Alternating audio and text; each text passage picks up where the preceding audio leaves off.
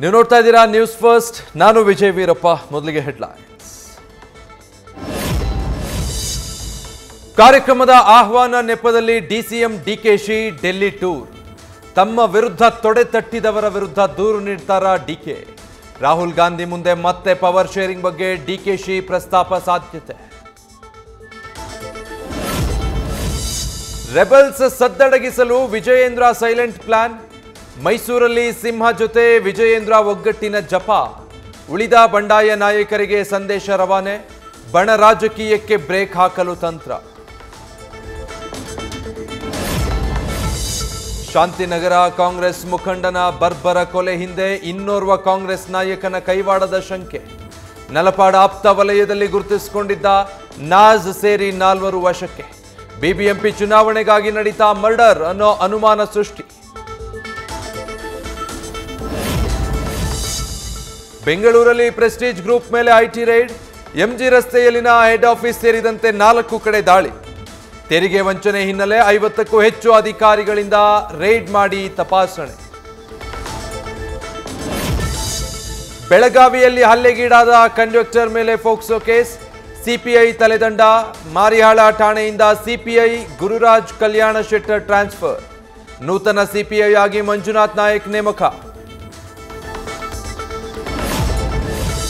ಕನ್ನಡ ಬಸ್ಗಳಿಗೆ ಮರಾಠಿ ಪುಂಡರು ಮಸಿ ಬಳಿದಿದ್ದಕ್ಕೆ ಆಕ್ರೋಶ.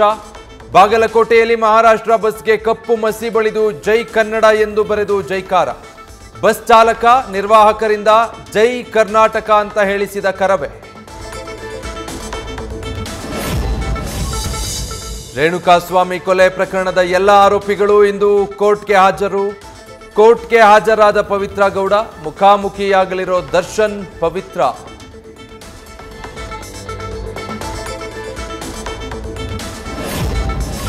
ದಾವಣಗೆರೆಯ ಗುಂಡಿ ಮನೆತನದ ಸೊಸೆಗೆ ರೌಡಿ ಶೀಟರ್ ಸಂತೋಷ್ ಅವಾಜ್. ಗುಂಡಿ ಮನೆತನದ 6 ಎಕರೆ ಜಾಗದಲ್ಲಿ ಜೆಸಿಬಿಯಿಂದ ಅಗೆಯುತ್ತಿದ್ದ. ಕೋರ್ಟ್ನಲ್ಲಿದ್ರೂ ಕೆಲಸ ಯಾಕೆ ಮಾಡ್ತಿದ್ದೀರಾ ಅಂತ ಪುಷ್ಪ ಪ್ರಶ್ನಿಸಿದ್ದಕ್ಕೆ ಆವಾಜ್ ಹಾಕಿದ್ದಾನೆಂದು ದೂರು. ಕೊಪ್ಪಳಕ್ಕೆ ಕೈಗಾರಿಕಾ ವಿಶೇಷ ನೀತಿ ತರುವಂತೆ ಗವಿಮಠದ ಶ್ರೀಗಳ ಪಟ್ಟು. 4 ವರ್ಷದ ಹಿಂದೆಯೇ ಜನರ ನರಕ ಯಾತನೆ ಬಗ್ಗೆ ನ್ಯೂಸ್ ಮಾಡಿದ್ದ ನ್ಯೂಸ್ ಫಸ್ಟ್. ಗವಿಮಠದ ಶ್ರೀಗಳಿಂದ ಕಾರ್ಖಾನೆಗಳ ವಿರುದ್ಧ ಜನಾಂದೋಲನ. ಬೇಸಿಗೆ ಆರಂಭಕ್ಕೂ ಮುನ್ನವೇ ಶುರುವಾದ ಕುಡಿಯುವ ನೀರಿನ ಹಾಹಾಕಾರ. ನಿತ್ಯ 1.5 ಕಿಲೋಮೀಟರ್ ಗ್ರಾಮಸ್ಥರ ನಡಿಗೆ.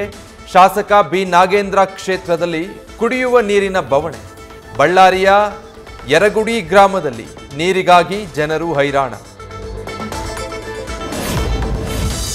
ಬೆಂಗಳೂರಲ್ಲಿ ನಡೆಯುವ ಐಪಿಎಲ್ ಪಂದ್ಯಕ್ಕೆ ಜಲಕಂಟಕ. ಬೇಸಿಗೆ ಆರಂಭ ಆಗ್ತಿದ್ದಂಗೆ ಜಲಮಂಡಳಿ ಅಲರ್ಟ್.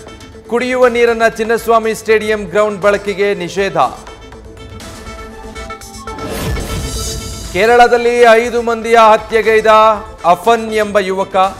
ತನ್ನ ಅಜ್ಜಿ, ಸೋದರಿ, ಗರ್ಲ್ ಫ್ರೆಂಡ್ ಸೇರಿದಂತೆ 5 ಕೊಲೆ.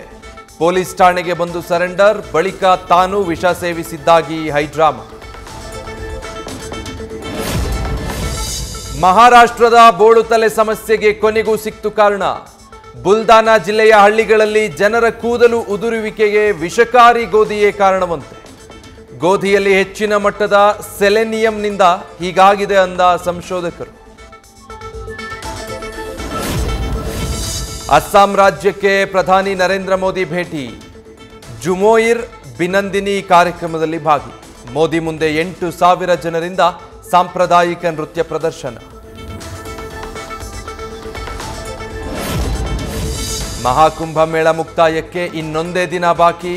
ನಾಳೆ ಶಿವರಾತ್ರಿ ಪ್ರಯುಕ್ತ 2 ಕೋಟಿಗೂ ಹೆಚ್ಚು ಜನ ಬರುವ ನಿರೀಕ್ಷೆ. ನಿನ್ನೆ ಕುಂಭದಲ್ಲಿ ಮಿಂದೆದ್ದ ಬಾಲಿವುಡ್ ನಟ ಅಕ್ಷಯ್ ಕುಮಾರ್, ನಟಿ ಕತ್ರಿನಾ ಕೈಫ್.